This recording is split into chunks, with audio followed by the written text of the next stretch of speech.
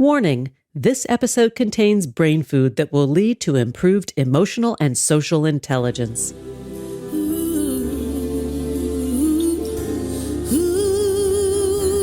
Thanks for tuning in to Harvesting Happiness today for a healthy serving of consciously prepared brain food. This is Lisa Cypers-Kamen, your host. For more than 13 years, I've been handcrafting these sound ideas for better well-being. Each week, I love spotlighting diverse thinkers and doers who are contemporary trendsetters and change agents, devoting their lives to creating a better world in which to live. I invite you to listen up and change the way you think about human happiness. Our award-winning content is fresh, optimistic, and purpose-driven media that promotes well-being from the inside out. Alrighty then, let's dive in. This episode offers psychosocial education designed to inspire and motivate our listeners. The information provided does not constitute a therapeutic relationship nor a substitute for professional mental health care. If you are experiencing a mental health crisis, call 911, go to your nearest emergency room, or for listeners in the United States, text 988 for the National Suicide and Crisis Lifeline. Good morning, good afternoon, and good evening, wherever you are. Thanks for joining me on today's show, where you will learn about the architecture of honesty, fact, fiction, and the technology trap. My guest today is Dr. Stephen Lewandowski. He is a cognitive scientist at the University of Bristol whose main interest is in the pressure points between the architecture of online information technologies and human cognition, and the consequences for democracy that arise from those pressure points. A recipient of numerous awards and honors, his research examines the consequences of the clash between social media architectures and human cognition. Professor Lewandowski has published hundreds of scholarly articles, chapters, and books. His research regularly appears in journals such as Nature Human Behavior, Nature Communications, and Psychological Review. And Stephen is one of the members of CIRCE, the Cognitive Immunity Research Center Project, and also the Mental Immunity Project. Stephen, thanks for joining me today. I am so looking forward to this conversation. Well, thanks for having me. It's a pleasure to be here. Well, this is a juicy topic, and many of us, which is why we've all come together to really work so hard on this series, are concerned about the coming years, the elections that are coming up around the world, and the tensions that are causing a rift in our society. Let's talk a little bit about what happens, how technology influences democracy. Well, that's a big question, and there's lots of aspects to the answer. But let me give you just one example, and that example is based on the fact that if you go on Facebook, you will find a community that shares your belief, however absurd it is. Why? Well, because there are 5 billion people or whatever on Facebook. And so even a tiny minority can hook up. Let me illustrate it with an example. 200 years ago, if you had been the proverbial village idiot in Gloucestershire here in the UK, and you thought the earth was flat, well, no one would have listened to you. Everybody would have dismissed you. You would have never found anybody else in your life who shared that belief. And hence, you probably weren't articulating it very loudly. Now, today, you jump on Facebook with the same belief, and all of a sudden, there's a community, and you can get reinforced in your false belief. And you can say, everybody else is wrong because my friends and I all agree that the earth is flat. And the moment you have that sort of community support and the false perception of a consensus, your opinion becomes entrenched, and it becomes very difficult to update, and it becomes very difficult for you to revise your belief. And that is a unique consequence, I would argue, of the architecture of social media. And so what it does is to connect people, which is a wonderful thing.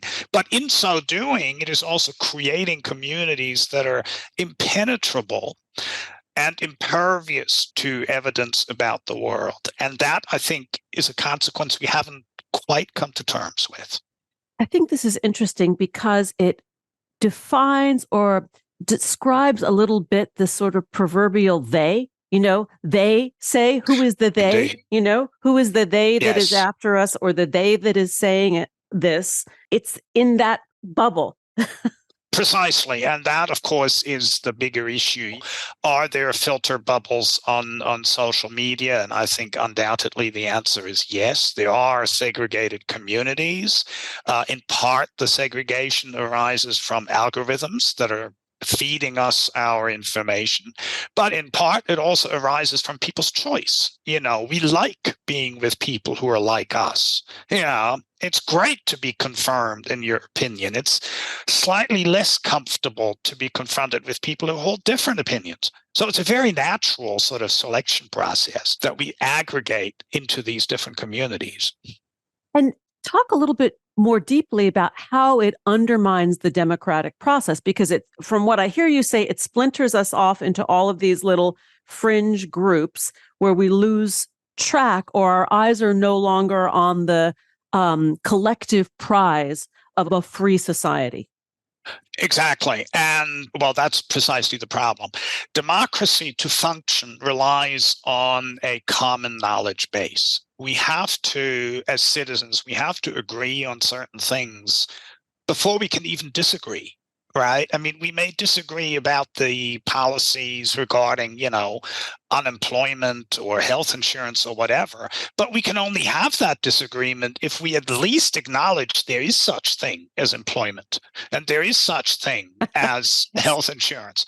But if you have people who say, oh, no, the economy is a hoax, or, health insurance doesn't exist. And let me tell you, you may think that's absurd, but these people do exist. The moment you come to that sort of lack of sharing of just, fundamental facts about life, that is when democracy becomes problematic. And it becomes even more problematic when basic things like elections are being disputed on the basis of disinformation and inaccurate information and lies. That's when it becomes seriously problematic. Well, it's when the lies become alternative facts. Yes, to quote precisely. Someone who shall remain nameless. Oh, yes, we can pretend to let them remain nameless, but of course we all know who it was and who we're talking about. But you're absolutely right. That is precisely the issue. And so one of the questions that my research has tried to address is, well, how can this be the case? How can alternative facts become, how can they gain currency? And I think one of the answers is that if we look at the architecture of truth or the architecture of honesty, then it turns out that at a very deep level, there are different components of honesty. So, for example, if I honestly tell you the earth is round, then, I told you something that's true. Hence, I'm honest. But here's the thing. If I honestly tell you how I feel about the world, and I sincerely express to you my belief that the earth is flat, well, I'm also kind of honest in a sense, because I didn't lie to you. I told you what my feelings are, And so all of a sudden, we have to recognize that there are these two components of accuracy, of honesty, and of truth. One based on evidence and the other one based on authentic expression of belief. Right. So, and that is, I think, where the problem lies. And we have a paper actually coming out on Monday where we show that these two components exist in the political speech among American politicians. And we call one aspect belief speaking and the other aspect fact speaking. And they're distinct aspects of honesty. And it turns out that among Republicans, at least, the more they engage in belief speaking, the more likely they are to accompany that belief speaking with inaccurate information. This is very interesting because it gets into the psychology of belief, Indeed. Right? And when we talk about psychology in the traditional sense, not as it ties to politics, when we talk about how we are wired, right? What we think and what we feel are disconnected from fact often. They're not the same thing. Indeed, they can be. They can be, and if you look at the data, one of the fascinating things about recent American politics is that while Donald Trump was president, according to fact checkers, he made something like 30,000 false or misleading claims. Right. Yes. Now, that's kind of like a staggering number, if you think about it, and unprecedented in the history of liberal democracies. By the same token, at the same time, 3/4 of Republicans considered him to be honest. And that, to me, is a striking paradox. How can that be, that somebody who is so inaccurate and says so many things that are clearly false, that are just absurdly false, right? How can he be considered honest? And I think this idea that part of honesty is not about the world, but about whether the person is authentic in expressing their belief. The recognition that that is a component of honesty, I think, explains why demagogues such as Donald Trump, but also, here in the UK, we've had another dude with a hairdo that wasn't, they all have hairdos. I don't know what it is about it, but he had an equally estranged relationship to the truth, but didn't pay a price for that. People loved him, for a while. And we have the same in, Brazil. We have populist leaders around the world that are lying, let's face it, but people think they're honest. And I think the key is in this sort of remapping of honesty from accuracy to sincerity. Let's take a pause. And when we come back, we will continue the conversation with my guest today, Professor Stephen Lewandowski. We're talking about the architecture of truth, facts, fiction, and the technology trap. To learn more about Stephen's work, please go to, I'm going to spell it out because it's a tricky one, COGSCIWA.com. Once again, that's COGSCIWA.com. And you can find Stephen on Twitter at STWorg, WORG. We'll be right back. Each day we have the intellectual freedom to be happy or the liberty to be miserable, regardless of external circumstance. If you or someone you know is struggling with mental health, seek support because good psychological health is vital in the achievement of a happy and satisfying life.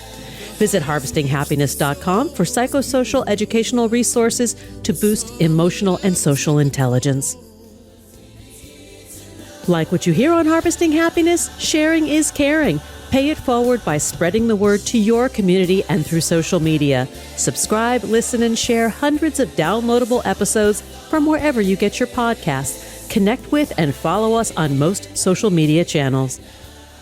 And we're back continuing the conversation with Dr. Stephen Lewandowski. We're talking about the architecture of honesty, fact, fiction, and the technology trap. Let's get back to it. So, Stephen, we were talking about politics around the world and the impact of belief as it is inserted into the political conversation and how that's able to win the hearts and minds of people and how dangerous it is, actually. Well, first of all, I have to say that, belief is indispensable in politics. And, we all engage in belief speaking when we talk about politics. You have your own opinions or beliefs about what might be the best medical care or the best legislation to support social media for democracy or whatever. There is a lot of belief in politics, and so it should be. So the problem isn't the expression of belief per se. The problem arises when expressing a belief takes precedence over the evidence showing it to be false. That is, I think, the problem. So if I express the belief that the earth is flat, maybe that's a silly thing to do, but nonetheless, I can do that. There are plenty of them out there. Well, yeah, a certain number, indeed. But the problem really arises if I'm then being confronted with the evidence that without any doubt establishes the earth to be round, and I persist in my belief and I take my belief ahead of the evidence. That is when you run into a problem in politics. That, I think, is when democracy is crumbling. Because if you claim To pick a not so hypothetical example, oh, the election was stolen from me, even though there's zero evidence for that. And on the contrary, tons of evidence against that proposition. If you then continue to make that claim, that is when things become problematic. Well, I think also the issue becomes the media, right? The layer between fact and fiction, and how the media constructs or reconstructs the truth because it's serving its purpose, which is to sell advertising. Well, yes, and we had some recent very interesting examples of various different ways in which the media do that. I'm now thinking of Fox News that, a few months ago paid out a three-quarter billion dollars to settle a lawsuit against it by a voting machine manufacturer. And the reason they did it is because during discovery, it became apparent that they internally knew full well that there was nothing to this nonsense about the election being stolen. But to make money, they pretended that there was evidence, and they were building up and supporting this conspiracy theory. Ultimately led to a violent insurrection on January 6th. So this is not trivial stuff. This is really important. And in this particular instance, we have one media organization that just simply lied about it to make money. And, that's pretty concerning. But it doesn't even have to be that extreme. There are other ways in which the media can create a problem.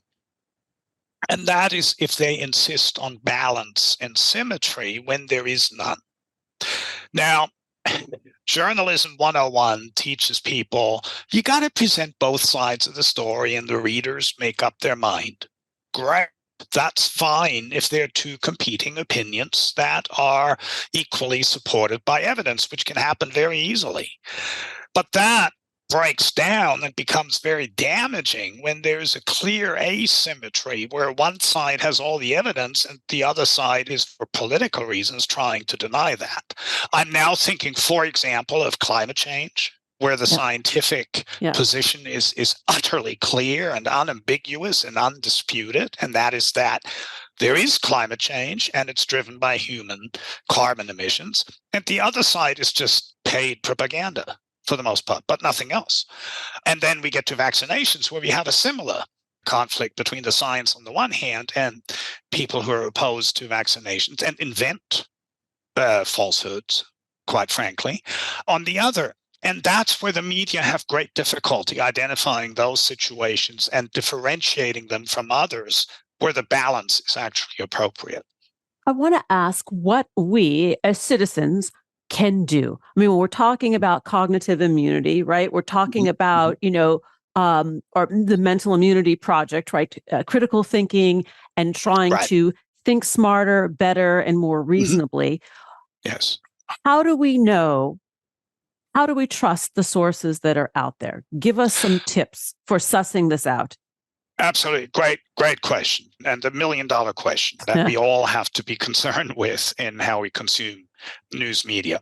First of all, you can look at the argumentation of the people involved in a debate. So, for example, we've known for 2,000 years, going back to some old Greek dudes, that if you're incoherent in your argument, that then you're wrong. Okay? You cannot be incoherent and be right. It's as simple as that. It's a necessary requirement to be truthful, is that you have a coherent story that doesn't contradict itself. Well, if you know that, then you can analyze what people say. And if they contradict themselves, then you might say, whoa, what's going on here? Let me give you one example from climate denial. This is just one of hundreds of examples of incoherent speech. There's one myth that is going around out there among climate deniers that, you can't measure global temperature because thermometers are not reliable enough. Okay. Well, I actually had not Yeah. heard that one. That's a good new Oh one. no, oh no, oh, it's out there, believe me. They're claiming that the thermometers are just, hopeless and they're being measured at the wrong time of day or whatever, some complete clownish sort of argument. But that's only half the story, because the same people will then tell you, oh, you shouldn't worry about climate change because it's been cooling for the last 5 years. Excuse me? How do you know it's been cooling if you can't measure temperature, right? It's completely incoherent. You Yes. can either say the thermometers don't work, or you can rely on the thermometers to tell you it's cooling. If you say both, then you got a serious problem. And so that sort of detecting that incoherence is a very good way of finding out whether somebody is likely to be reliable. And we've actually run experiments where we teach people in brief videos to detect incoherence. And we can do that successfully. And once they've learned to pick out incoherence, people can apply that skill and detect incoherence, which is the first step towards being resilient against being misinformed. I like what you said about coherence. I also like what you said about the willingness to debate. And in the US, you have political candidates who are saying, Trump, for example, I don't need to debate because the people already know who I am. This Well, was a recent comment. oh, I mean, he's right. Right. I think Americans do know who he is. That doesn't mean they know him in the same way. I think he obviously is a very polarizing figure. Yes. But yeah, I mean, that is a convenient way to sidestep accountability, of course. And the data, right? For those of us who are fact driven and data driven people who like to see proof of concept before making a decision, a figure like that who is not willing to come to the table with the data and the facts, I'm skeptical of, regardless of Oh, what and party they are a part of. It doesn't matter. absolutely. And so you should be, of course. But unfortunately, it's a little more complicated because pseudoscientists pretend that they have data and that they have findings. Let's again go to climate denial. The guy who tells you that it's been cooling for 5 years, he will insist on that being true and data, and he'll say, oh, you see, the climate scientists are all ideologues because they're not agreeing with me that it's been cooling for 5 years. So then it becomes complicated. How do you tell the difference there? And the answer is again something that we can teach people, and that is that a lot of pseudoscience relies on cherry picking.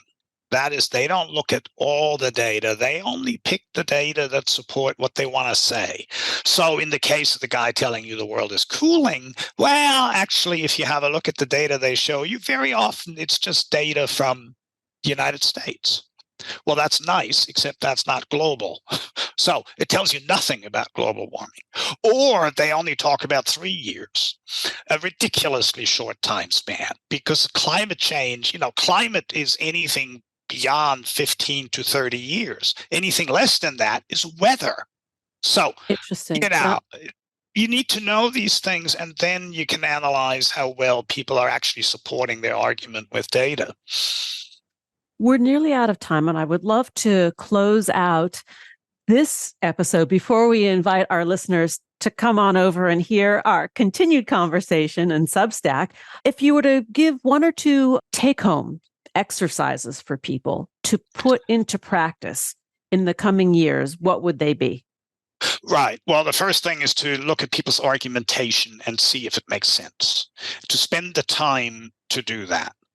Number one. Number two, if you're confronted with a website and you don't know whether you should trust it because you've never seen it before, don't waste your time staring at that website, because whatever it tells you is going to be something they want to sell you. Don't look at the website. Go to Google and type in a search query asking, what is this website? And see what else pops up. This is a process known as lateral reading. because you're going sideways, not deep into the website. And you can find out within seconds whether the website you're looking at is a front for whatever, the fossil fuel industry or some political organizations or whatever. And then you can make a judgment about whether or not you want to trust it. This is sound advice to go in laterally. One that I use, because some of these websites, they look credible. They have all the bells and whistles of, this is an official organization, and it really is a front for something else or some ideology that is, cuckoo for Cocoa Puffs. But that's indeed. And there's a lot of that. Professor Lewandowski, thanks for joining me today. I want to give our listeners your website. Again, I'm going to spell it out because it's a bit different. It is COGSCIWA.com to connect with Professor Stephen Lewandowski. Please do so at COGSCIWA.com. You can find him on Twitter at STWORG, and that's STWORG. Or actually, it's STW.org. Now I get it. I was a little slow. Exactly. And my website is actually CogSci for cognitive science.